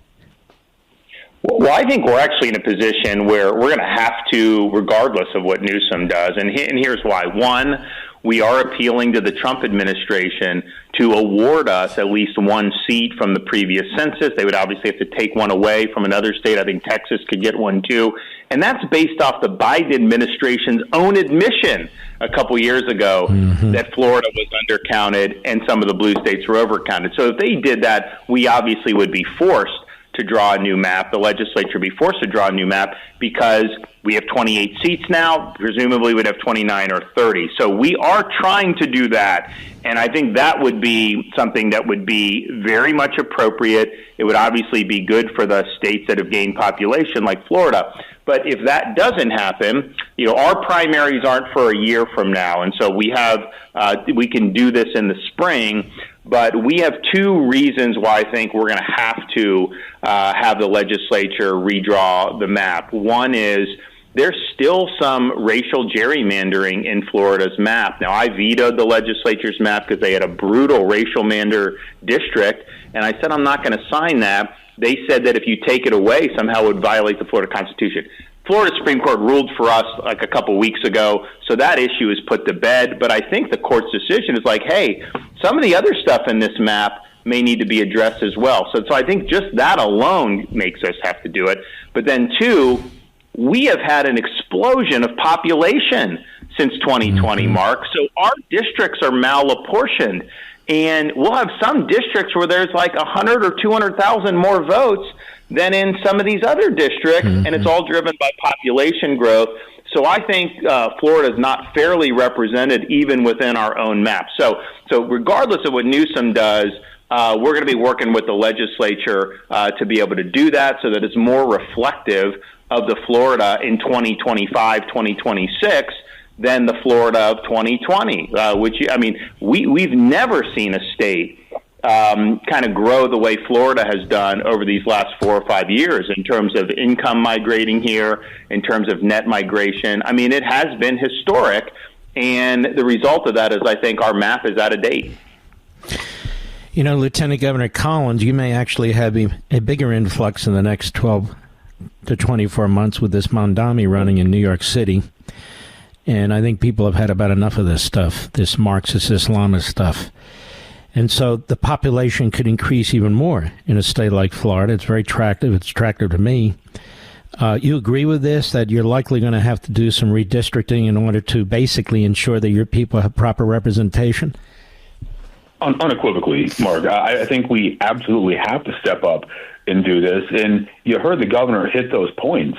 It's critical. I live in Tampa Bay. The Bay Area has exploded in growth. You look south of us to Sarasota and even up north all the way into Brooksville and places like that. These areas are just exploding. People are moving in. And absolutely, we need to make sure that our votes count, our districts are all matched up equally, and we have a responsibility. Again, we've got to do the hard right. And even more than that, what is Gavin Newsom doing? He absolutely needs to worry about his own state, fix the problems, being focused on crime, illegal immigration, and taking care of his citizens, rather than telling the United States and President Trump and our governor what to do. He needs to worry about his own problems. He has plenty of things to fix there. Hey, the Ron, other I thing, think, Mark, is... by the way, Ron, I think you made a pretty good choice here. Go ahead. I'm listening. Oh, yeah. Oh, no, for sure. No, he's a fighter. This whole issue of the Biden census being wrong, we should get another seat or two, Texas as well. That is not even including raising the other important issue, is that the census should not count illegal aliens. I mean, it should only count people that are lawfully entitled to be here. Yeah, this is my bugaboo. I'm with you. Yeah, yep. If you were... And now, I don't know. I mean, that would take a whole new census, so maybe they wouldn't be able to do that until the end of the decade. But I will tell you this. The way the census is done now, where they count illegal aliens, that benefits sanctuary states like California. Mm-hmm. So Florida, we're not a sanctuary state. We took away in-state tuition, which they had enacted before I was governor. We have no driver's licenses, no benefits, E-Verify. California, not only they welcome you, they'll give you medical care. They'll pay for this. They'll pay for that. And so they end up getting probably 5 or 6 seats additional in Congress. And their map, and it's important for your listeners to realize, California's map is already gerrymandered. It's a brutal Democrat gerrymander. And they say, no, we have an independent commission. The left always hardwires these things, Mark. You know that, and I know that.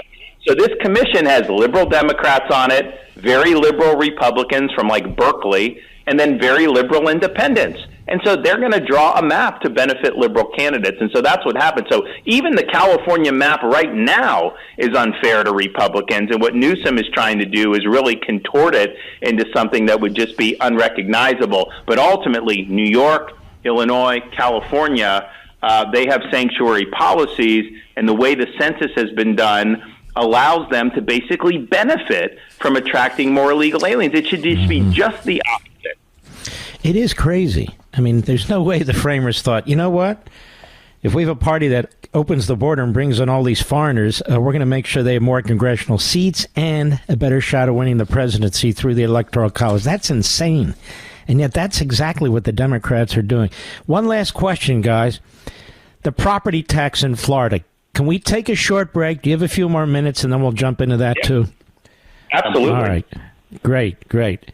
We're talking to the governor of Florida, Ron DeSantis, who's fantastic, and his lieutenant governor is also fantastic, Jay Collins. We'll be right back. Mark Levin.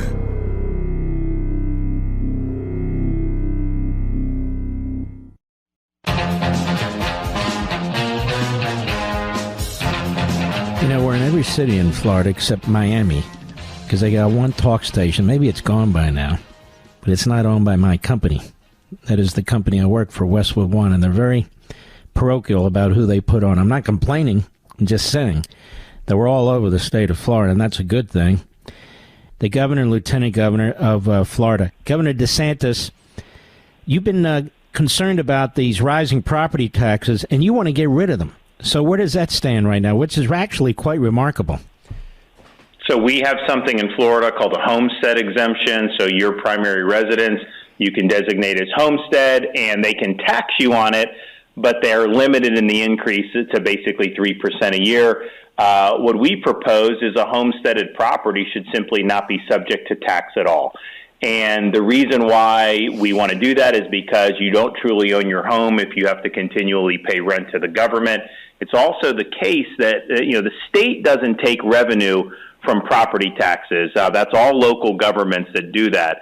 But we're in a unique situation. We have so many seasonal residents and tourists that we have a built-in tax base where you don't need to tax people's homesteaded properties. And so we can't do it through normal legislation. I obviously can't wave a wand and do it through executive order. It actually has to go on the ballot in November of 2026. And so we will be working with the legislature to approve something, to put it on the ballot.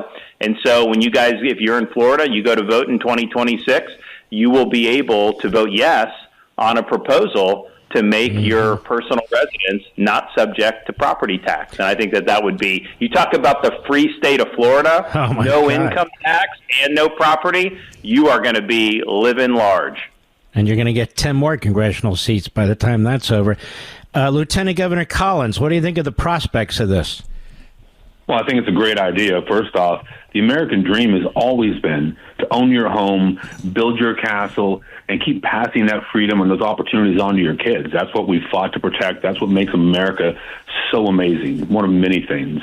This is absolutely something our population is behind. The governor has been out in front on this, and I'm happy to say that this is something I've been on since Jump Street. I'm here for it. We got to push it, and looking forward to making sure that this thing goes through. It's going to be incredible to see. So, Governor, you actually think this has a shot at getting on the ballot? Because I think it'll pass overwhelmingly. Oh, no, I definitely think it has a shot. I think the legislature knows our constituents want to see this. Now, the issue is it requires 60% to pass. And I think what will happen is when it's on the ballot, you're going to have a lot of people say, oh, they're not going to have any money for schools and law enforcement, which is just the opposite, because I think the way we're going to do it is actually say that, if you're doing tax on snowbirds or commercial or investor residences, that you can only use that for police and fire and all that in schools and things that we all agree we need. So we'll be able to counteract that, but there will be opposition to it just because being able to tax people's residences, especially when you can assess them higher without them selling it, it's basically an unrealized gain. I mean, I can buy Apple stock at a certain price. It can go up, it can go down, but until I actually sell it, I haven't gained anything. The property tax is kind of the exception to normal tax policy, where they will tell you, hey, you bought that house for $300,000 10 years ago, but now we think it's worth $750,000, pony up more. And that's just not, first of all, it's not good for the economy, but it's also obviously very difficult for people to be able to pay that. Fantastic. And you're going to have a lot of support from me, not only because it's my own selfish reason, but it's the right thing to do that could catch fire in other red states. Governor, Lieutenant Governor, God bless each and every one of you. Thank you for spending all your time with us. We appreciate it very, very much. Two great patriots who served in the military. I want to salute all you heroes out there. Grab your On Power book. I'll see you tomorrow.